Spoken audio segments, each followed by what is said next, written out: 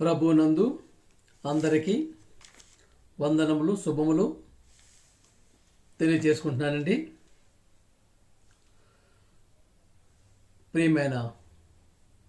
ప్రియులారా, ప్రియమైన దేవుని వారులారా, ప్రియ సహోదరులారా, అప్పులు పాలైపోయి ఆకలి దప్పులతో ఉన్న వాళ్ళందరికీ హెచ్చరిస్తున్నాను. మీరు అలా మారిపోవడానికి మీరు అప్పులు చేయటం, తిప్పలు పడటం, అనవసరమైన ఖర్చులు, లగ్జరీలు అది మంచిది కాదు. భద్రంగా దాచుకోండి.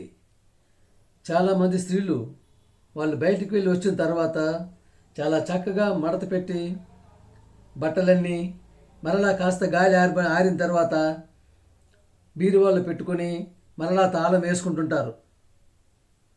పొదుపు దేవుడికి అది అవసరం. పొదుపు పాడవనివ్వడు. ప్రియ సహోదరులారా, ప్రతి ఒక్కరూ గమనించుకోవాల్సింది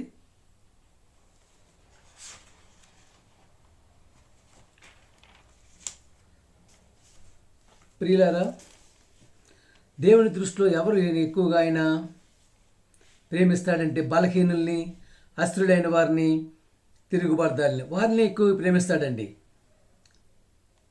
ఆయన వారు మారారనుకోండి, మనల్ని విడిచిపెట్టడు. మనం మారితే మనల్ని విడిచిపెట్టడండి, వదలడు. కనుక మనకు జరిగిన శుభములు ఎవ్వరికీ జరగవు. మనకు జరిగిన శుభాలు ఎవ్వరికీ జరగవు. ఎందుకంటే అది ఒక్కటే గుర్తుంచుకోండి, ఏ శుభం జరిగినా అది దేవుని వలననే జరిగిందని దేవునికి స్తోత్రములు చెల్లించండి. ప్రియ సహోదరులారా, ఎందుకు ఈ మాట చెప్పగలుగుతున్నామంటే దేవుని యొక్క ప్రతిదీ దేవుడిచ్చిందే. ప్రియ సహోదరులు, దేనిని కూడా వేస్ట్ చేయకూడదండి. నేను చాలా భయపడుతూ ఉంటానండి, వేస్ట్ చేస్తూ ఉంటారని. నేను ఎందుకంటే దేవుని పుట్టినవి అన్నీ దేవుని వలన పుట్టినవే, అవన్నీ దేవుని వలన పుట్టినవే. ఏవైనా ఒక బియ్యపు గింజ, ఒక పప్పు గింజ, ఒక పప్పు గింజలు, ఒక ఆకుకూర ఆకు, ప్రతిదీ కూడా దేవుని మాట వలన పుట్టాయండి. దేవుని మాట వలన పుట్టాయి. అవి ఎవరి కోసమో? దేవుని కోసం కాదండి, మన కోసమే దేవుడు చేశాడు. చాలామంది చూడండి ప్రియ సహోదరులారా, గిన్నెలు అన్నం పారేయటం, కూరలు పారేయటం, బట్టలు ఎక్కడ పడితే అక్కడ పడేస్తారు, విసిరేస్తారు. మాసిపోయిన ఎక్కడ పడితే అక్కడికి పడేయటం. ఎందుకు పారేస్తున్నారు? ప్రియ సహోదరులారా, నాకెంత మాత్రం నచ్చదండి. దేవుడు గుర్తొచ్చేస్తాడండి. దేవుడు గుర్తొచ్చేస్తుంటాడు ఆ పనులు చేస్తుంటప్పటికి. దేవుడు మన కొరకే కదా అదంతా చేశాడు. దొంగతనం చేయటం లేదు కదా, మన కష్టార్జితం కదా, కష్టపడి సంపాదించేదే కదా. జాగ్రత్తగా ఉంచుకోవాలి కదండి. ప్రియ సహోదరులారా,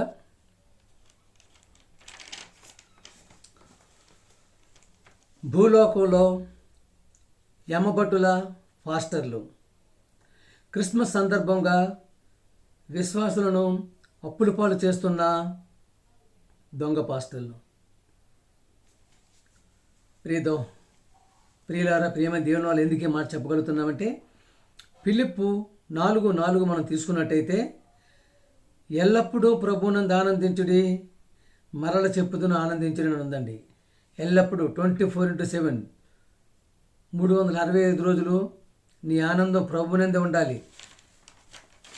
నీ పని ప్రభువునందే ఉండాలి. నీ యొక్క ఆలోచన ప్రభువునందే ఉండాలి. నీ కష్టం ప్రభువునందే ఉండాలి. నీ సుఖం ప్రభువునందే ఉండాలి.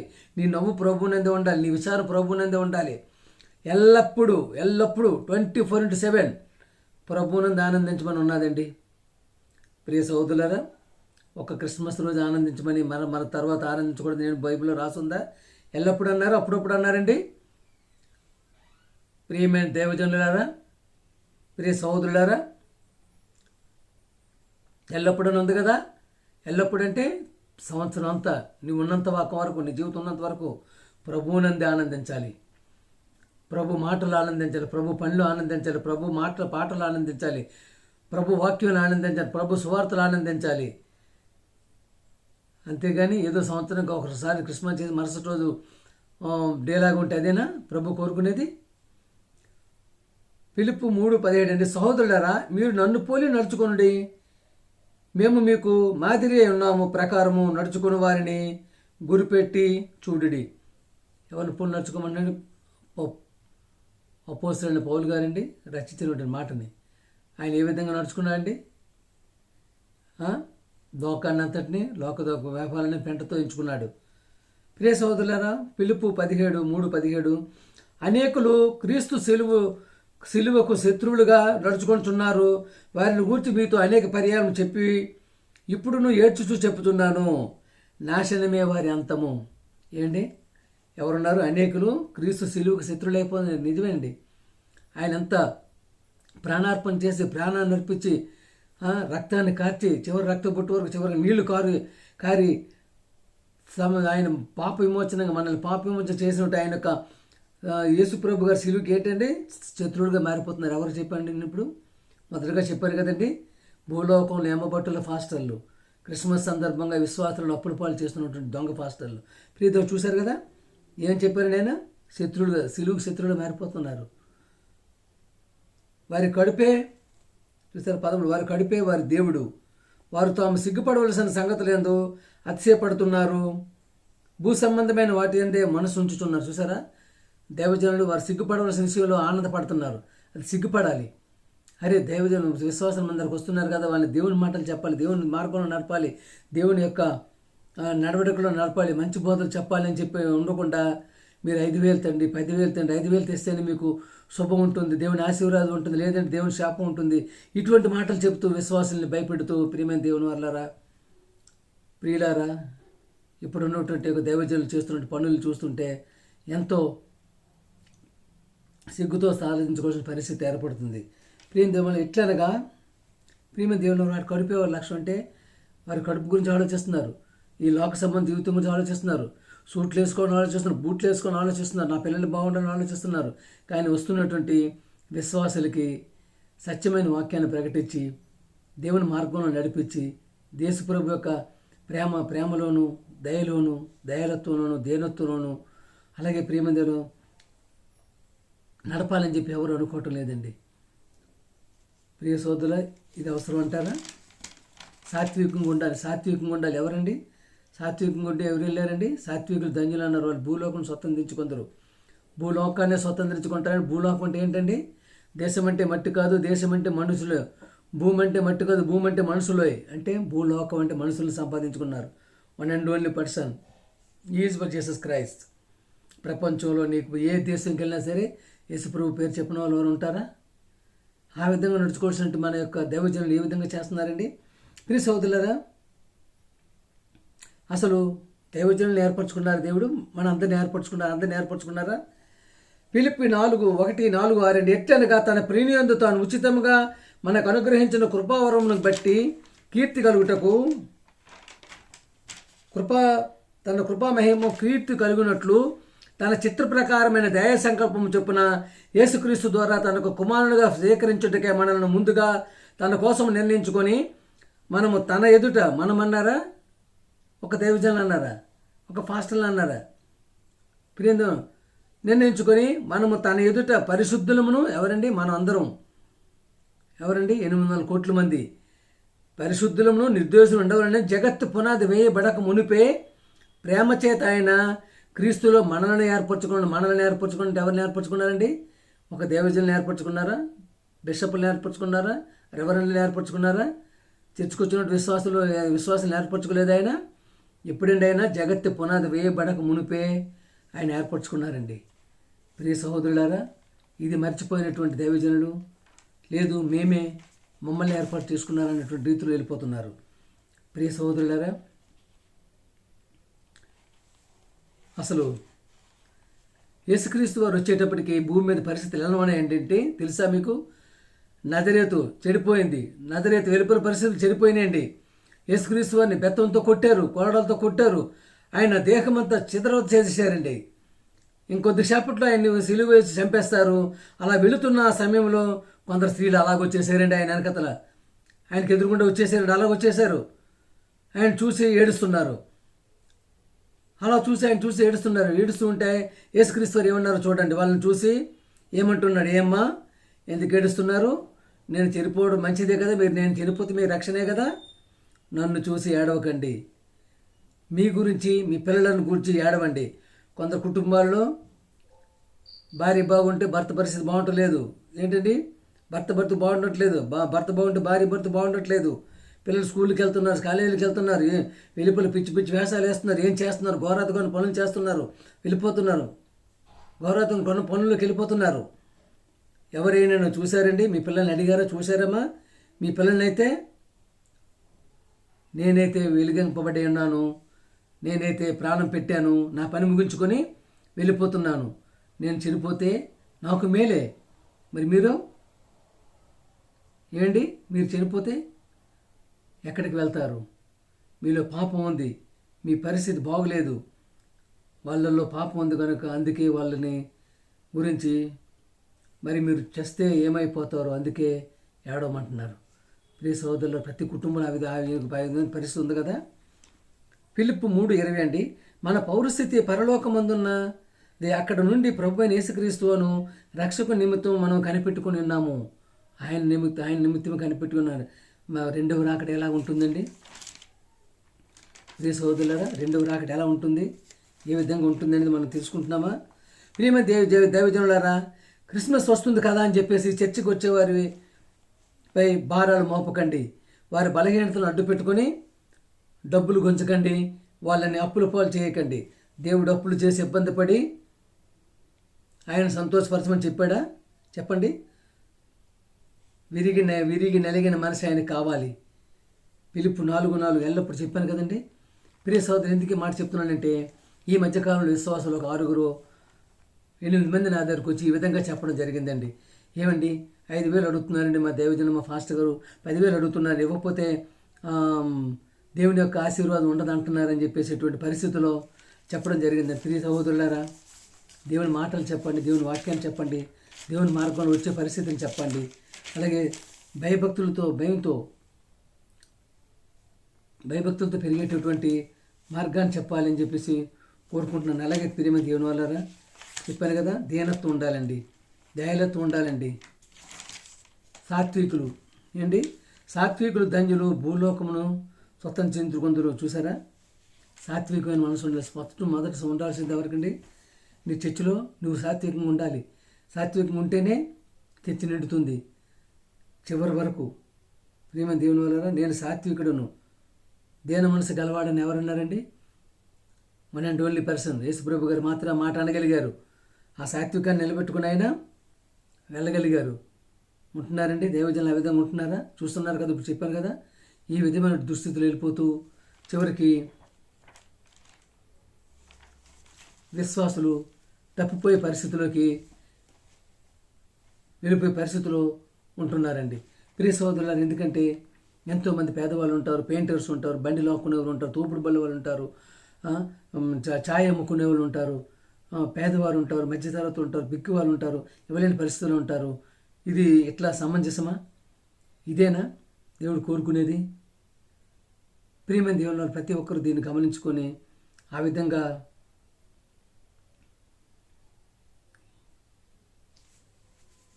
ప్రతి ఒక్కరూ కూడా నడవాలని చెప్పి కోరుకుంటున్న ప్రియమైన దేవుని సమస్తమునకు తండ్రి ఎవరండి?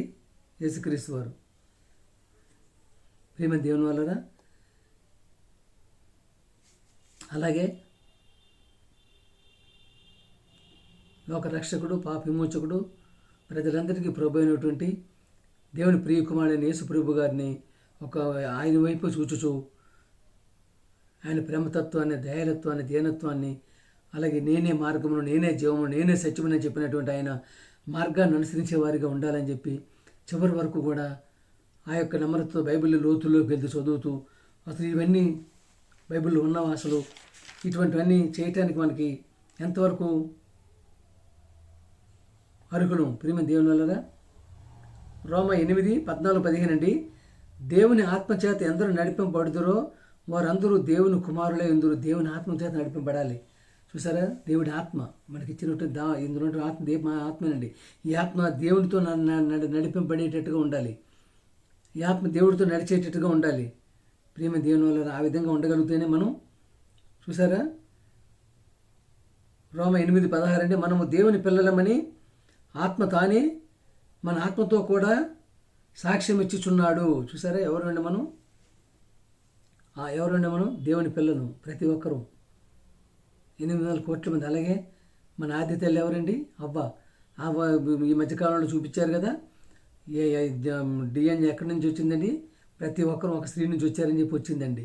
అంటే మనం సహోదరత్వంగా ఉండాలి, ప్రేమతత్వంగా ఉండాలి, దీనత్వంగా ఉండాలి, దయాలత్వంగా ఉండాలి, సాత్వికంగా ఉండాలి, నిన్ను వాళ్ళని పొరుగుని ప్రేమించే తత్వంలో ఉండాలి. ఇది మనకు కావాల్సింది ప్రేమ దేవుని వల్లరా. ఎవరైనప్పుడు కూడా ప్రతి ఒక్కరు ఆ యొక్క మార్గంలో నడవాలని చెప్పి కోరుకుంటూ పాట పాడుకుందామండి.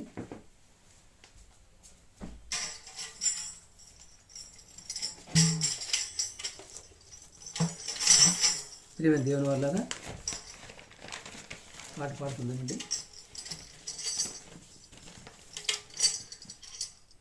ఏది ఏమైనా కానీ నీతోనే ఉంటానయ్యా,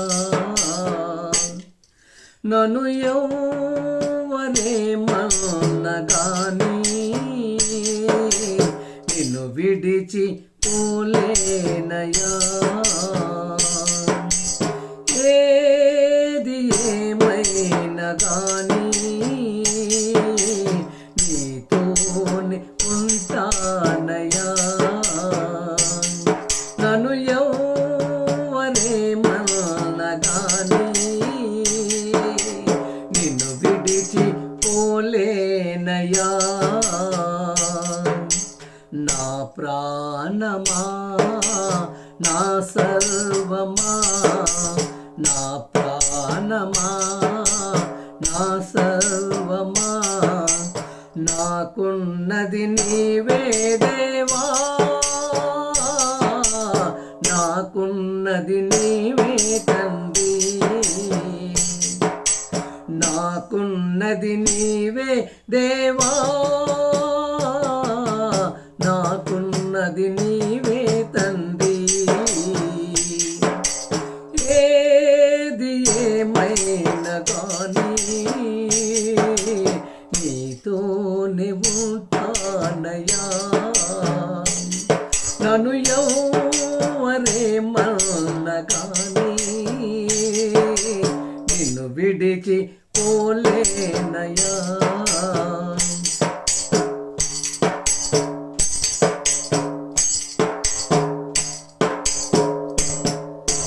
నీవు లేని భవనములు వద్దయా, నీతో ఉన్న గుడారమే చాలయా. నీవు లేని భవనములు వద్దయా, నీతో ఉన్న గుడారమే చాలయా. నీవుంటే బ్రతుకంతా ఆనందమే దేవా, నీవుంటే బ్రతుకంతా ఆనందమే తండ్రి. నీవు లేనిదే నాకేది వలదయ్యా, నీవు లేనిదే నాకేది వలదయ్యా, నిన్ను విడిచి వెళ్ళలేనయ్యా, నిన్ను విడిచి వెళ్ళలేనయ్యా. ఏది ఏమైనా కానీ నీతోనే ఉంటానయ్యా, నన్ను ఎవరేమన్నా కానీ నిన్ను విడిచి పోలేనయ్యా.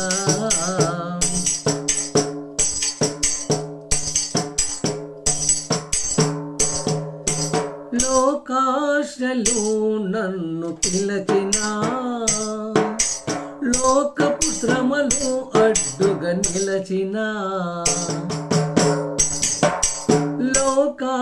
ప్రజలు నన్ను పిలచిన లోకపు శ్రమలు అడ్డుగా నిలచిన నా గటిపై చెయ్యి వేసి వెనుదిరిగి చూడలేనయ్యా నా గటిపై చెయ్యి వేసి వెనుదిరిగి చూడలేనయ్యా నా గమ్యము నీవేనని నా గమ్యము నీవేనని సహనముతో సాగెదదేవా సహనముతో సాగెద తండ్రి సహనముతో సాగెదదేవా సహనముతో సాగెద తండ్రి ఏది ఏమైనా కానీ నిన్ను విడిచి పోలేనయా నన్ను ఎవరేమన్న కానీ నీతోనే ఉంటానయ్యా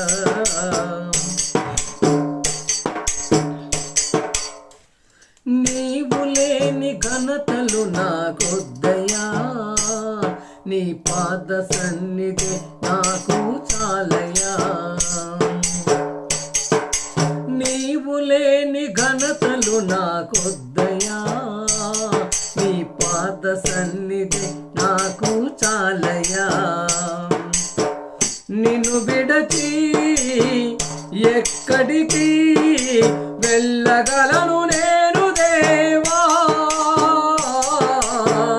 నిన్ను విడచి ఎక్కడికి వెళ్ళగలను నేను దేవా నా ఘనతంతయు నీవే కదా నా ఘనతంతయు నీవే కదా నీతోనే ఉంటా దేవా